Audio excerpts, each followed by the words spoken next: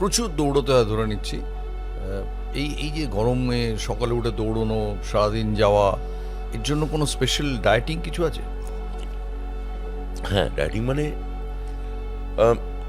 দুপুরবেলা মানে আমি হয়তো আগে 3টে পদে ভাত খেতাম, সেটা আমি 2টো পদে নামিয়ে নিয়েছি। টক দই আমি খুব যে খাই তা নয়, পছন্দ করি না, কিন্তু ইদানিং টক দই খাচ্ছি গরমের জন্য বাইরে। একটু শশা শশা টশা পেঁপে, খাচ্ছি। পেঁপে। পেঁপেটা আর ওই রাত্রে যেহেতু ভাত রুটি কিছুই খাই না, স্টু ফু খেলে তখন পেঁপেটা খেতে হয়। এই মানে ডায়েটের যে খুব মানে ডায়েটের যে মানে মানে আতিশয্য আছে তা নয়।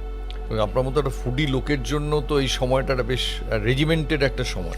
আমি তো ফুডি ছিলাম, এখন আমার মানে খাওয়ার কে নিয়ে যে যে গল্প গাছা আছে আমার বন্ধু বান্ধব মহলে, সেটা আমার খাওয়া যে অনেক কমে গেছে, সেটা আর বন্ধু বান্ধবরা অতটা জানেন না। খেয়াল রাখেনি বা জানে না হয়তো।